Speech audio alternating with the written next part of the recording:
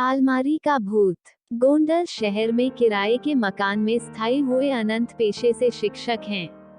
अनंत school में काफी लोकप्रिय टीचर हैं। स्कूल में पढ़ाने के बाद वह बच्चों को अपने घर पर ट्यूशन भी पढ़ाते हैं।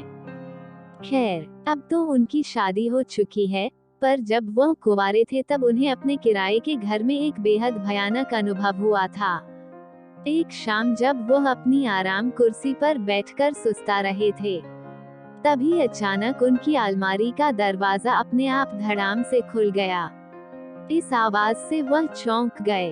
उन्हें काफी डर महसूस हुआ, चूंकि उस शाम वहाँ कोई हवा नहीं चल रही थी और घर पर तो वह अकेले ही रहते थे।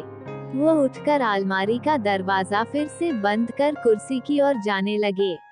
तभी उन्हें महसूस हुआ कि किसी ने उनका नाम पुकारा और वह आवाज उस अलमारी के अंदर से आ रही थी। इस भयानक घटना से अनंत बुरी तरह डर गए। उन्हें वहीं खड़े खड़े पसीने आने लगे और वह बुरी तरह कांपने लगे। डरते डरते उन्होंने पीछे मुड़कर देखा तो अलमारी का दरवाजा धीरे धीरे हिल रहा था, जैसे कि अंदर से उसे कोई धक्का दे रहा हो।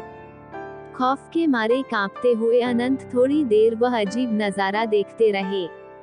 तभी अचानक अलमारी से गाढ़ा काला धुआं बाहर आने लगा।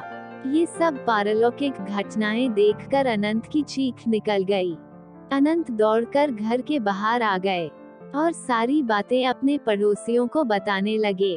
अनंत के पड़ोसी उनके साथ घर में दाखिल हुए और उन सब ने वहां जो भी देखा उसे देखकर सबके होश उड़ गए। कमरे की छत पूरी तरह से काली पड़ चुकी थी।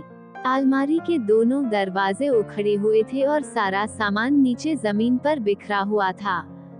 लोग कुछ समझ पाते इससे पहले ही वहां रखी अलमारी धड़ाम से जमीन पर आ गिरी।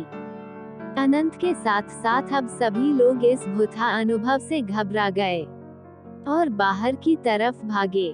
कुछ लोगों को भागते भागते एक चीख सुनाई दी, चले जाओ सब, पर किसी ने पीछे मुड़कर देखने की हिम्मत नहीं की। इस खौफनाक अनुभव के कारण अनंत बुरी तरह बीमार पड़ गए और कुछ दिन के लिए अपने गांव पर अपने माता पिता के पास लौट गए।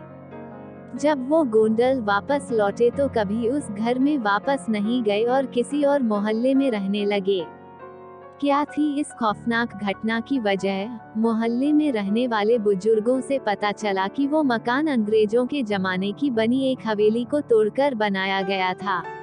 कहते हैं कि उस हवेली का मालिक बहुत क्रूर इंसान था और एक बार उसने अपने नौकर को जलाकर मार डाला था और उसकी अधजली लाश उस अलमारी में छिपा दी थी। मकान मालिक ने कभी वो अलमारी प्रयोग नहीं की थी, लेकिन अनंत राजनाथ के मांगने पर उन्होंने वो अलमारी उसे दे दी थी और शायद इसी कारण नौकर की आत्मा नाराज हो गई और ये खौफनाक डरावनी घटना घट गई।